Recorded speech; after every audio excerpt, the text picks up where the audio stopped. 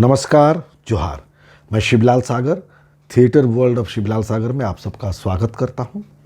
जैसे कि हम एक विषय पर अभी बातचीत चला रहे हैं। विषय है अभिनेता एक विवेचनात्मक मीमांसा।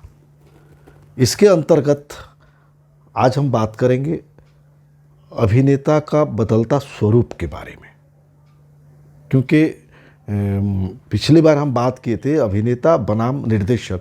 तो निर्देशक का आविर्भाव कैसे हुआ था उस पर एक छोटी सी चर्चा हुई थी।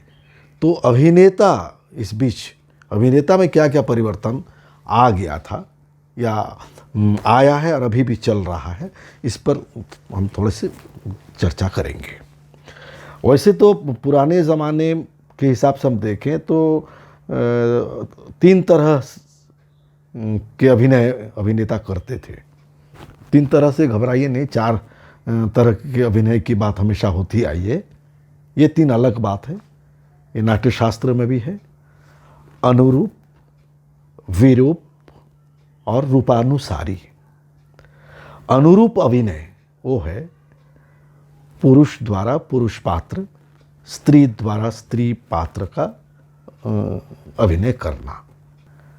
विरूप अभिनय जो है, विरूप में एक वृद्ध बालक की भूमिका या एक बालक वृद्ध की भूमिका जब करता है तो विरूप हो जाता है। तो उस जमाने में लोग इस तरह के अभिनय करते थे। रूपानुसारी जो तीसरा अभिनय प्रक्रिया था, स्त्री द्वारा पुरुष पात्र की भूमिका या पुरुष द्वारा स्त्री पात्र की भूमिका करना।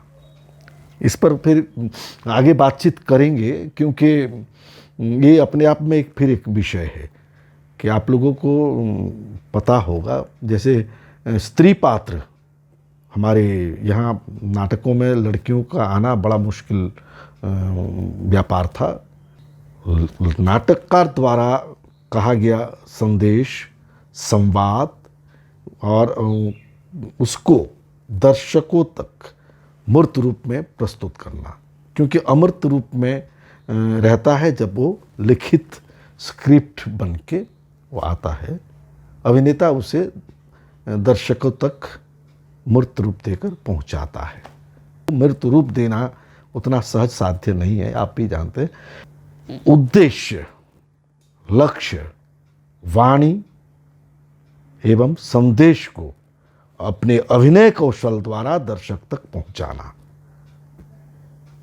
तो नाटक के उस वक्तव्य को किस रूप से पहुंचाएंगे, तो उसके लिए क्या क्या आवश्यकता एक अभिनेता में पड़ती है। शिक्षा, भाषा ज्ञान, रसबोध, अंतर्दृष्टि, इसकी आवश्यकता पड़ती है नाटककार के वक्तव्य को दर्शकों तक ठीक से पहुंचाने के लिए। तो नाटक की वाणी और संदेश कैसे पहुंचाने के लिए जो माध्यम बनेगा अभिनय, उसका अनुकूल आकृति चाहिए। अनुकूल आकृति माने जो फिजिकल अपीयरेंस, कंठस्वर, उसकी आवाज़, वॉइस और अभिनय निपुणता, उसके इन सब को मिला के वो दर्शकों तक लेखक की बात को पहुंचाता है। अब इन सब के लिए एक निर्देशक जब उसके सामने आके फिर खड़ा होता है तो वो क्या सोचता है। यथार्थवाद के आगमन से अभिनेता का काम और बढ़ गया। पहले जो अभिनय वो करता था उस पद्धति को छोड़कर फिर से उसे नए ढंग से, नए तरीके से अपने को तैयार करना पड़ा।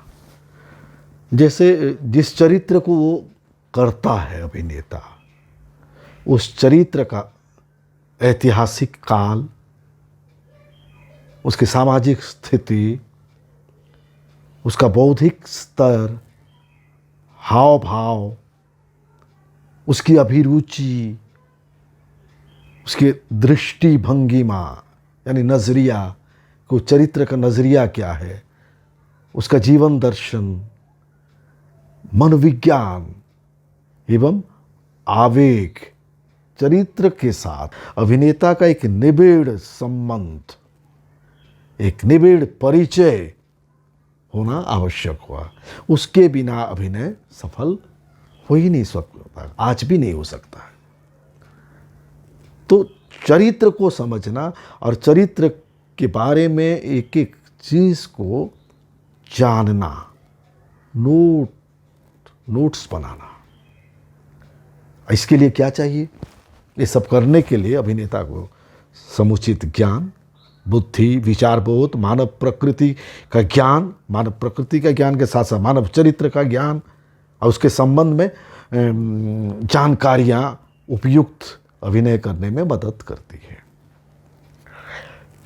चरित्र के व्यक्ति सत्ता के अंदर अभिनेता अपने आत्मसत्ता को संपूर्ण रूप से विलीन करके चरित्र के साथ एकाकार हो जाता है या समरस कर लेता है। तब जाके वो चरित्र और वो अभिनय दर्शकों के सामने बिल्कुल वास्तविक रूप से प्रस्तुत होता है। अभिनेता और चरित्र माने कैरेक्टर एंड एक्टर, उन दोनों का एक मिलन स्थल। तो ये जानना जरूरी है, चरित्र क्या है और अभिनेता क्या है, और उसकी व्यक्ति सत्ता के अंदर अभिनेता अपने आत्मसत्ता को किस तरह से मर्ज करता है और विलीन हो जाता है। तो आत्मसत्ता की यही अवलुप्ति श्रेष्ठ अभिनेता बनाता है। अभिनेता इस पर काम कितना करता है, वो चरित्र की व्यक्ति सत्ता को कितना पहचानता है और अपने आत्मसत्ता को कितना जानता है। और ऐसे भी अभिनय एक सृष्टि है, अभिनय एक रचनात्मक क्रिया है। कोई साधारण रूप से जो बातें अभी तक आती रही हैं कि अंग भंगी, गति, कंठस्वर और वाक्य का अनुसरण करना, इस तरह से अभिनय करना, अच्छे अच्छे डायलॉग बोलना, हाथ पैर हिलाना, ये अभिनय नहीं है। सच पूछा जाए तो वास्तव जगत का अनुकरण इस ढंग से करना अभिनय नहीं है। मनुष्य का बाह्य शरीर के अंतराल में उसके एक चैतिक आध्यात्मिक अंतर जगत विद्यमान है। तो उस चैतिक आध्यात्मिक अंतर जगत से परिचित होना और फिर जाके बाह्य शरीर का प्रचेष्टा के साथ अभिनय करना होता है। परंतु हम अभिनय को बहुत सहज सरल रूप से सोचते हैं, लेते हैं अगर, तो हम बाह्य प्रचेष्टा को ही सिर्फ दिखाते हैं, अंतर जगत में विद्यमान उस आध्यात्मिक और चैतिक ज्ञान का हम उपयोग नहीं करते हैं। और ये करना बहुत ज़रूरी है। इसके लिए ह्यूमन साइकोलॉजी का अनुशीलन बहुत आवश्यक है। आपको मानव मनोविज्ञान का पठन पाठन और समझ और आपके गंभीर अंतर्दृष्टि, इसकी आवश्यकता बहुत पड़ती है। मान लीजिए कब आप किसी मित्र के यहाँ गए हैं, आपके घर में कोई नहीं था, आप घर में खाना वगैरह नहीं बनाए हैं, मित्र के यहाँ आए हैं और आपकी मित्र की माँ जब आप जाने लगते हो तो कहती हैं कि बेटा खा के जाना, आपको भूख लगी है, घर में खाना आपने बनाया नहीं है, पकाया नहीं है। तो वैसी स्थिति में आपका उत्तर होता है कि आंटी नहीं मुझे भूख नहीं है, या नहीं आंटी घर में खाना है। ये बोलना, ये लिखा हुआ नहीं घर में खाना है मैं खा लूँगा, ये तो वाक्य है। तो इस वाक्य को कैसे बोल दीजिएगा? ऐसा बोलना है कि आपको भूख है, दर्शकों को ये पता चले आप खाना चाहते हैं, ये संवाद में नहीं है, ये पता चले। तो बाह्य शरीर तब वो जो आपके अंदर वो जो खा के जाऊं, ये भाव है। उसे किस रूप में बाह्य जगत में आपके बाह्य अवयव या बाह्य शरीर के साथ आप प्रस्तुत करेंगे, ये जटिल कार्य है, ये सहज नहीं है। खैर ठीक है, फिर आगे इस विषय को हम आगे बढ़ाते चलेंगे।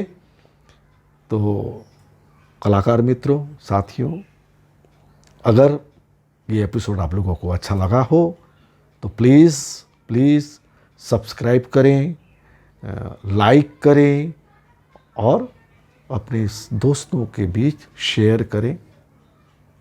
और किसी तरह का कोई प्रश्न आपके मन में आता हो तो आप निश्चित रूप से दिए गए ईमेल आईडी में आप प्रश्न कर सकते हैं या टेलीफोनिक टॉक भी आप कर सकते हैं। नमस्कार, जोहार।